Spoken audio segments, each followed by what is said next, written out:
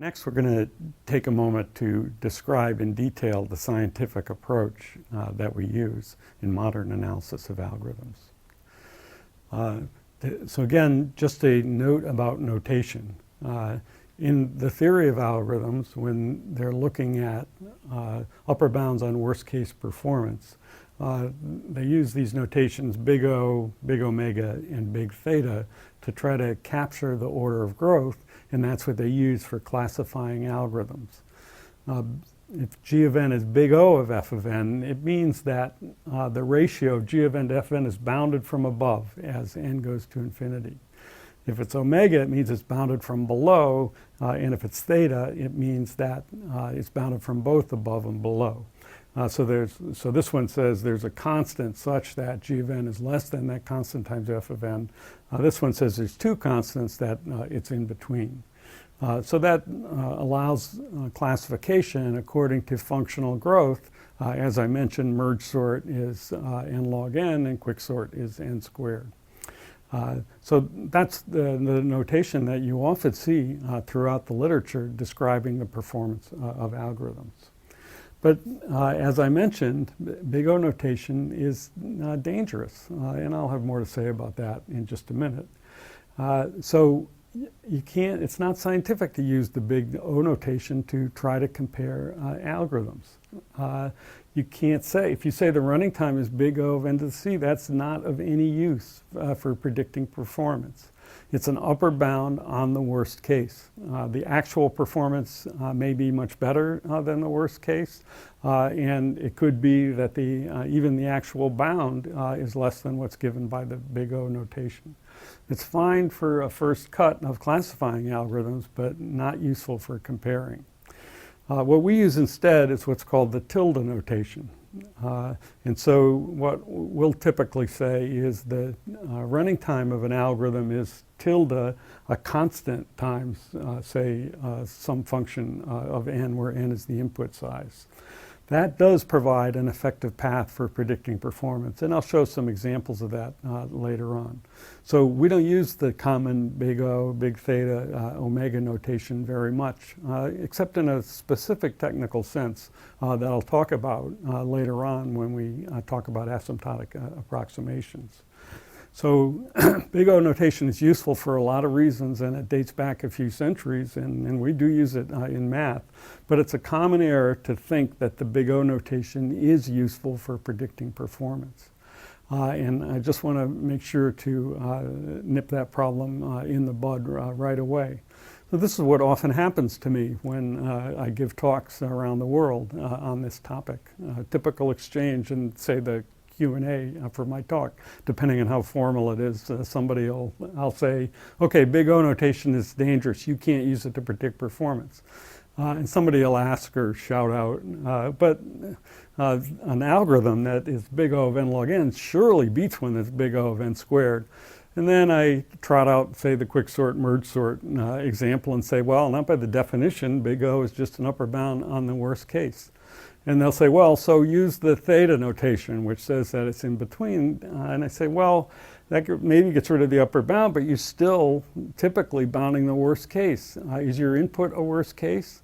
And even with that logic and with a compelling example like quicksort versus merge sort, usually what happens is the questioner whispers to one of his colleagues, well, I'd still use the n log n algorithm, wouldn't you? And actually, such people usually don't program much and shouldn't be recommending what practitioners do. But surely we can do better than this. That's part of what analytic combinatorics is all about. There's another idea that's out there as well, and that's the concept of a galactic algorithm. I found this on a friend's blog, Dick Lipton, who said, let's define an algorithm that will never be used as being galactic. And why will it never be used? Because no one would ever notice any effect about this algorithm in this galaxy. because any savings is going to happen for input size so large that couldn't happen in this galaxy. So an example of a galactic algorithm, and this one is actually maybe planetary or something, it's actually close to the real world, is Chazelle's linear time triangulation algorithm. So the problem is to find a way to triangulate a polygon in linear time. It was a surprising result and a theoretical tour de force to prove that it was possible to solve this problem in linear time.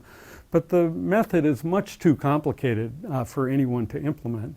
And if anyone did implement it, the cost of the implementation would definitely exceed any savings until n is so large that it would take another galaxy to deal with it. And this is an interesting situation. I think one of the problems is that so many algorithms that are out there that are being published in the literature in this category. After Lipton introduced the concept, one of the contributors to his blog estimated that something like 75 to 95% of the papers in the theoretical computer science conferences are galactic. And I think the problem is that practitioners aren't necessarily aware that they're galactic, and they maybe try to use them when a relatively simple analysis would say there's no point in a practitioner taking a look at this. The papers should have asterisks on them or something. So I think it's okay for basic research to drive the agenda, and there's nothing wrong with trying to find the algorithm with the best upper bound and worst case performance. But we have to do something about the common error where people think that a galactic algorithm is actually useful in practice. There's a lot of denial out there. Here's another thing that often happens to me. This was an actual exchange with a very prominent theoretical computer scientist a few years ago. And he said in a talk, well, the algorithm A, that actually is a pretty straightforward algorithm that's in widespread use, is a bad algorithm. Google and other internet providers should be interested in my new algorithm, algorithm B. And so in the question and answer, I said, well, what's the matter with algorithm A? And he responded, it's not optimal. Its running time has an extra log n factor.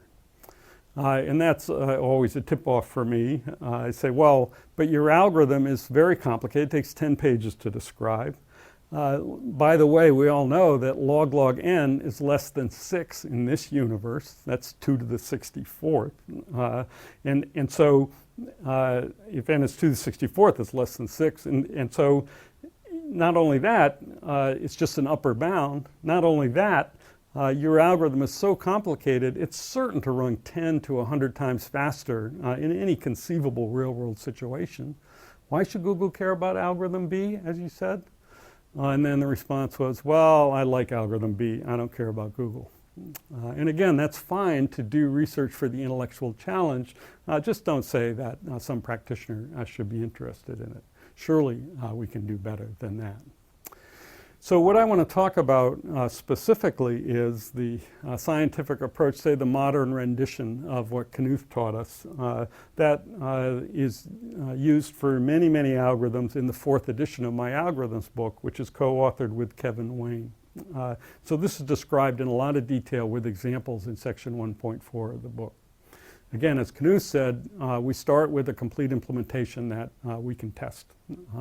And then, therefore, we'll be able to make hypotheses about the performance of that implementation and test them. And then what we're going to do is maybe try to avoid some of the detail in Knuth. And we're going to analyze the algorithm by trying to find an abstract operation that is in the inner loop. That is, it gets executed more times than any other operations. And then we'll also need to develop some realistic model for the input to the program. That's still a sticking point. And then we'll just analyze the frequency of execution of that one operation for input size n. And our hypothesis will be that the actual running time is proportional to a constant times that frequency.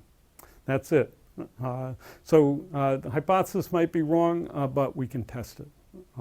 And we have the tilde operation, and I'll show you specifically how we can go ahead and test it. And actually, the unknown constant is an annoying thing to carry around, but not actually too bad, because it does allow us to make specific mathematical calculations.